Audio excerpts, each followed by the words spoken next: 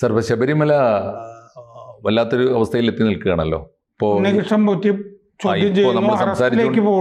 തീർച്ചയായിട്ടും ഇപ്പോൾ നമ്മൾ സംസാരിച്ചുകൊണ്ടിരിക്കുമ്പോൾ ഉണ്ണികൃഷ്ണൻ പോറ്റി ഏതാണ്ട് അറസ്റ്റിന്റെ വക്കത്തെത്തി നിൽക്കുകയാണ്. ആരൊക്കെയായിരിക്കും ഇപ്പോൾ? പത്മകുമാറാണ് ഒന്നാമത്തെ. ആദ്യം വന്ന പേര് പത്മകുമാറിൻ്റെയാണ്. പത്മകുമാർ പറയുന്നത് അപ്പം തന്നെ പറഞ്ഞിട്ടുണ്ട്, ഞാൻ മാത്രമല്ല ഒരുപാട് വമ്പന്മാർ ഇതിൽ പെടാനുണ്ട്, ബാക്കി നിങ്ങൾ കാണാനിരിക്കുന്നതേ ഉള്ളൂ എന്ന ഭീഷണി പത്മകുമാർ ആദ്യമേ മുഴക്കിയിട്ടുണ്ട്. ആരൊക്കെയായിരിക്കും ഇനി അതിനകത്ത് പെടാനുള്ളത്?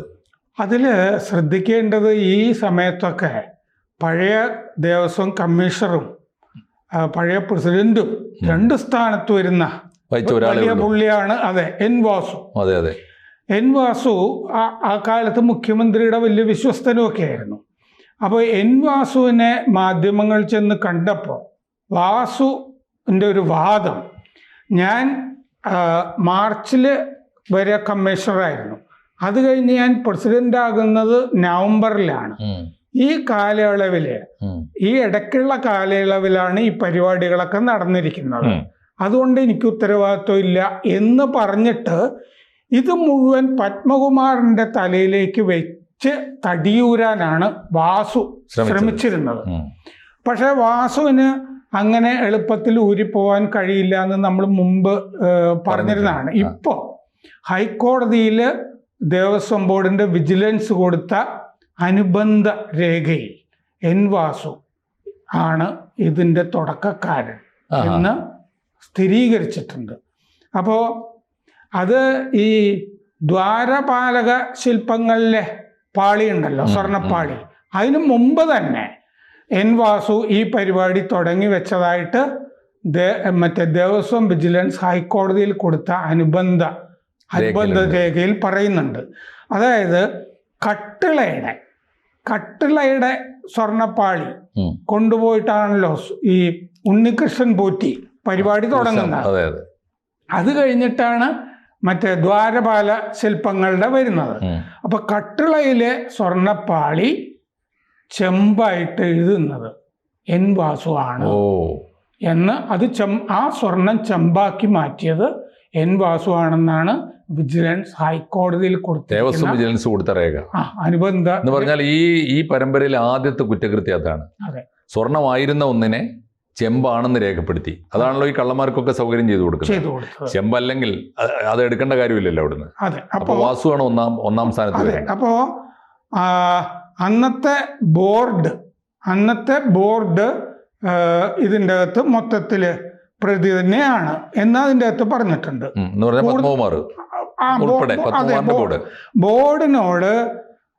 ബോർഡിനോട് ഈ ശുപാർശ ചെയ്യുന്നത്, ഈ കട്ടിളയിലെ സ്വർണ്ണപ്പാളി ചെമ്പാക്കി മാറ്റുകയും പിന്നെ ഇത് പുറത്തു കൊണ്ടുപോയി ഇത് പൂശണം എന്നൊക്കെയുള്ള ശുപാർശ ബോർഡിന്റെ മുമ്പിൽ വെക്കുന്നത് അന്നത്തെ കമ്മീഷണർ എൻ വാസു ആണ്. വീണ്ടും ഇതാണ് വാസുവിലേക്ക് തന്നെ തിരിഞ്ഞു മറിഞ്ഞ് വീണ്ടും വരുന്നു. അപ്പോ ഉണ്ണികൃഷ്ണൻ പോറ്റിക്ക് ഈ കട്ടിളയുടെ സ്വർണ്ണപ്പാളി കൊടുക്കാൻ executive officer D Sudheesh Kumar 2019 ഫെബ്രുവരി 16 കത്ത് കൊടുക്കുന്നു. ഉണ്ണികൃഷ്ണൻ പോറ്റിക്ക് ഈ കട്ടിളയുടെ സ്വർണ്ണപ്പാളി കൊടുക്കാൻ executive officer D Sudheesh Kumar 2019 ഫെബ്രുവരി 16 കത്ത് കൊടുക്കുന്നു. ആ കത്തില് എക്സിക്യൂട്ടീവ് ഓഫീസർ സുധീഷ് കുമാർ കൊടുത്ത കത്തില് സ്വർണം പൂശിയ ചെമ്പുപാളികൾ എന്നായിരുന്നു. അത് വാസു ഫെബ്രുവരി 26 10 ദിവസം കഴിഞ്ഞിട്ട് വാസു അതിലൊരു പ്രയോഗം നടത്തുന്നു.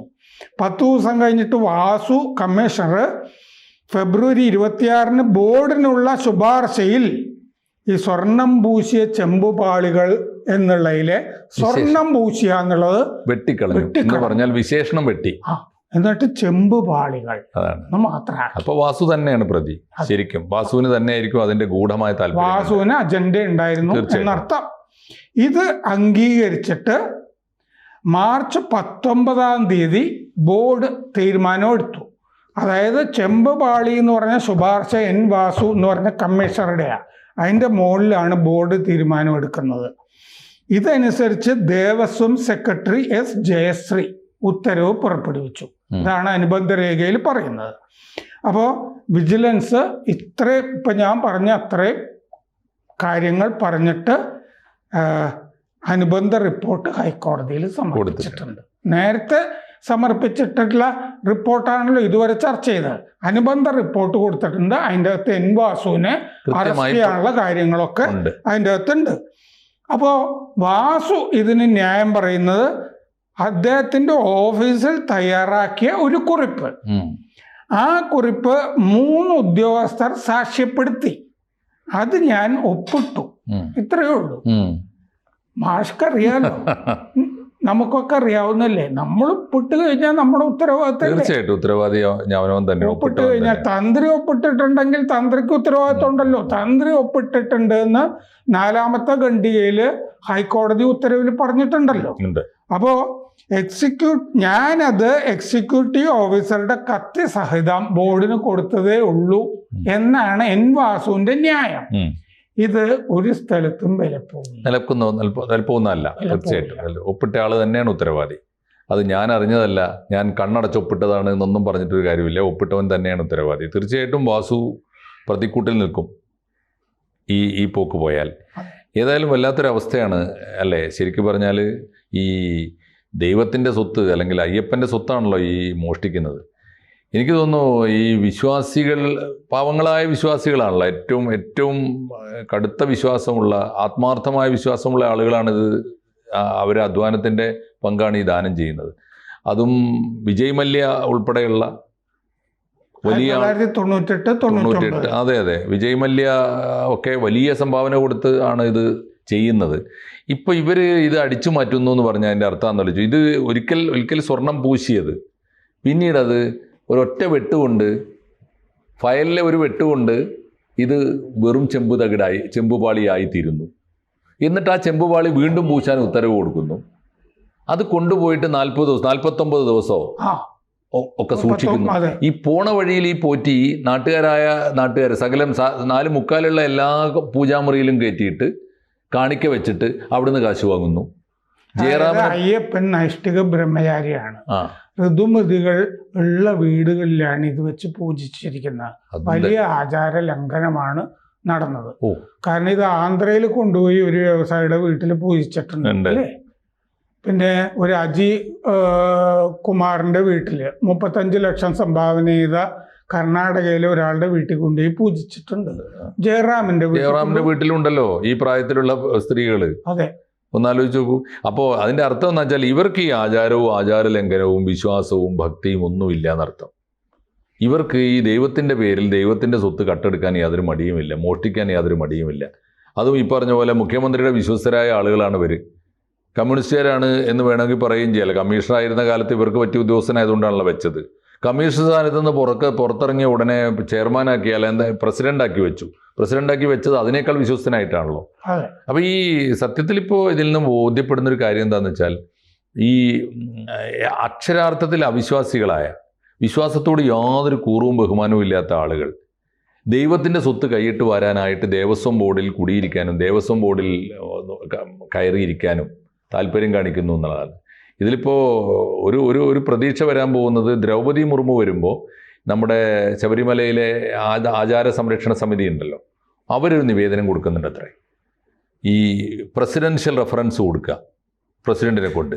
നമ്മുടെ ശ്രീ പത്മനാഭസ്വാമി ക്ഷേത്രം മോഡലിൽ ശബരിമല ക്ഷേത്രത്തിന് മാത്രമായി ഒരു സവിശേഷ ഭരണസമിതി ഉണ്ടാക്കാൻ, തിരുവിതാംകൂർ ദേവസ്വം ബോർഡിൻ്റെ ഈ നീരാളി പിടുത്തത്തിൽ നിന്ന് ശബരിമലയെ രക്ഷപ്പെടുത്താൻ, തിരുപ്പതിക്കുള്ളതുപോലെ TDBക്കുള്ളതുപോലെ നമ്മുടെ തിരുവിതാംകൂർ ദേവസ്വം ബോർഡിനെയും രക്ഷപ്പെടുത്താനുള്ള ഒരു ശ്രമം നടക്കുന്നു എന്ന് കേൾക്കുന്നു. അതുമാത്രമല്ലാതെ, അല്ലെങ്കിൽ ഈ മാറി വരുന്ന ഗവൺമെൻറ്റുകൾ ആലോചിച്ച് നോക്കൂ. മാറി വരുന്ന ഗവൺമെൻറ്റുകൾക്കൊക്കെ രാഷ്ട്രീയം മാത്രമേ ഉള്ളൂ. അവർക്ക് എന്ത് ഭക്തിയാണ്, എന്ത് വിശ്വാസമാണ്? ഇതിനകത്ത് കൈയിട്ട് വാരാൻ എന്താണ് വഴി? ദൈവത്തിൻ്റെ സ്വത്ത് മോഷ്ടിക്കാൻ എന്താണ് വഴി എന്നല്ലേ ആലോചിക്കുക. അങ്ങനെ ഒരു പരിഹാരം ആലോചിച്ചാൽ നല്ലതാണ്. അത് മാത്രമേ ഇനിയിപ്പോൾ ഒരു പ്രതീക്ഷ കാണുന്നുള്ളൂ.